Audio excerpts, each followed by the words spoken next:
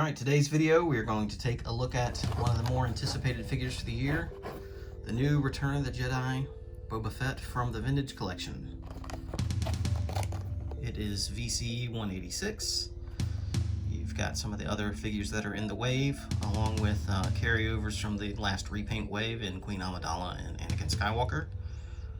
This is the only new one that I've got, but let's take a look.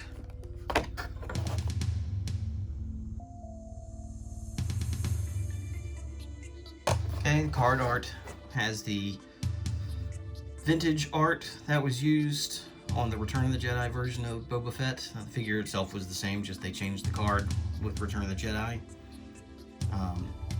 There was another version of this that was originally planned that was a tighter view here. Fans complained and Hasbro listened, and they used the same card art that was used on the vintage, including the really bad artist rendering to enhance the figure from, or character from, the art that they had where it was cut off and they wanted to expand it. It's pretty bad. They should have just stuck with the close-up in my opinion, but you know, you're not going to make everybody happy on that.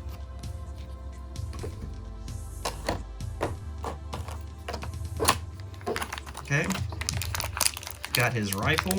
It's in there pretty good, so let's remove the tape, which is a very accurate representation of the Return of the Jedi version of the rifle. It's got some really nice paint applications on it. It's not just a solid color. It's got a little bit of brown down here, but it's got little tints of almost like rust on here. It's really nice. The detailing on the gun, I really didn't expect that. I expected a solid color and maybe the stock with the wood grain, but no, it looks pretty good.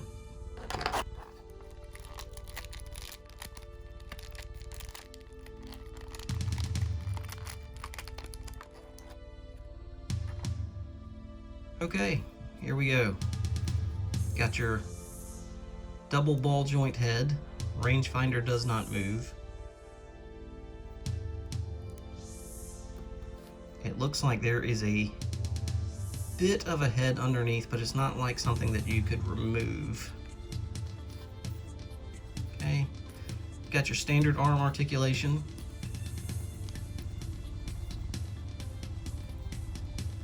With the wrist, the elbows, and the shoulder.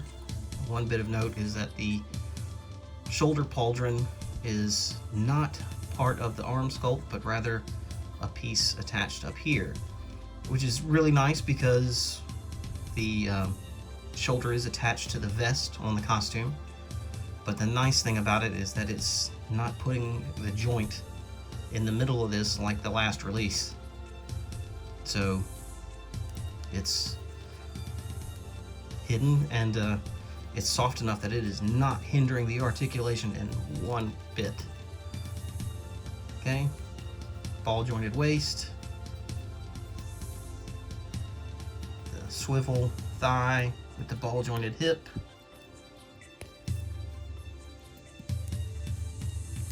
standard knee, and the rocker ankle. I'm hoping that this is becoming a standard on figures. It is really nice. Jetpack is in there really tight. You have a big hole in the back. Soft goods cape. But I really like how tight the jetpack is on that. It's not coming off as easy as the previous versions. Now this one, you've got the hoses on this arm, and they again are soft enough that they don't impede the articulation. You got a really nice range of motion there. Again, unlike the previous release. The paint is fantastic. It's, you know, a different color than the Empire Strikes Back version, which I'm hoping that this is something that they will revisit and give us the Empire version too. The belt is a separate piece, so that'll be easy to switch.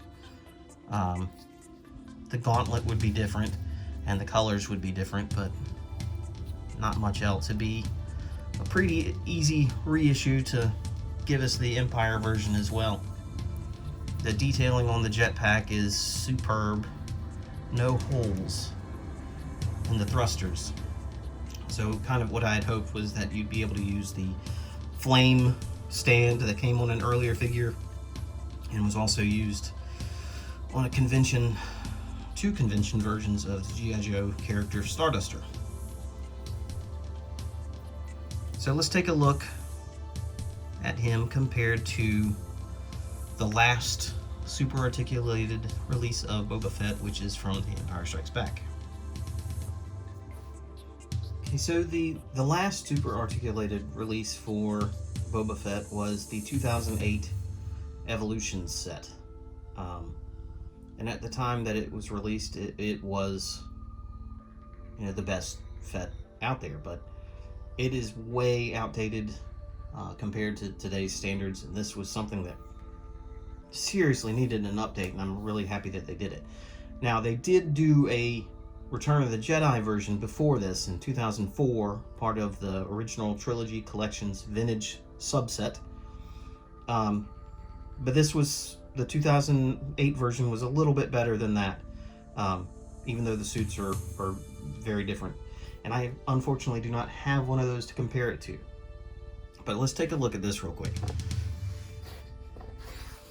As far as the sculpt goes, the helmet's a lot bigger, which is somewhat ironic, and we'll get to that.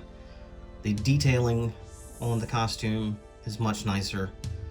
And, you know, part of this is due to the sculpting methods that are utilized today with digital technology. The articulation, though, destroys this figure. This was a very articulated figure when it came out. It does not hold up. This one is one of the best. Honestly, the other figure that stands out to me as far as articulation, posability, the Rogue One Stormtrooper and the Mandalorian. Those are, to me, the two of the best articulated figures that Hasbro has produced up until this point, and this one is now right up there with them. Now, both have the soft good cape, but this one is ridiculously long. The backpack, as I mentioned before, falls off so much that I had put some blue tack on the back to keep it from falling off as much. I mean, this is, if you practically blew on it, it was coming off. Very, very loose. Now, this one had the feature of a removable helmet, which is why it's kind of ironic that the helmet on that one is larger. This was way too small, it bulged out where his nose was touching the visor. You know, but for the time it was pretty good. As I mentioned before, the joint in the shoulder armor, which is visible because it's sculpted to the arm.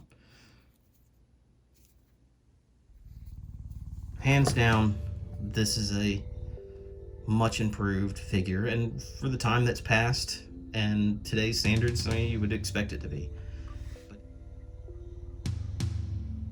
So if there's any, I guess you could say, drawback to this figure, and I use that term extremely lightly because it is a fantastic release, is that there's a feature on Slave 1 that you won't be able to utilize with this particular version of Boba Fett.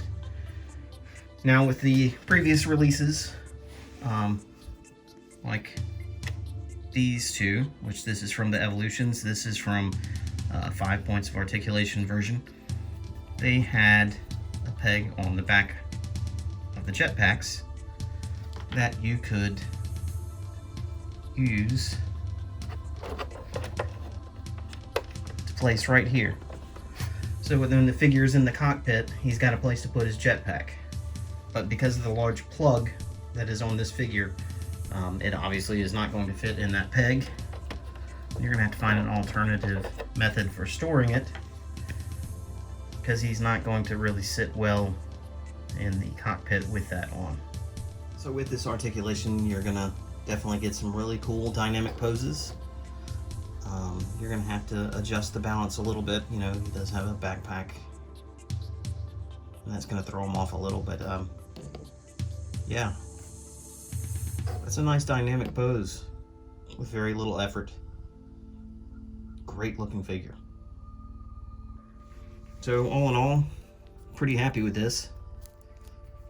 It lived up to the expectations that I had for the figure, without a doubt. And he's going to look great on the barge and on the skiff.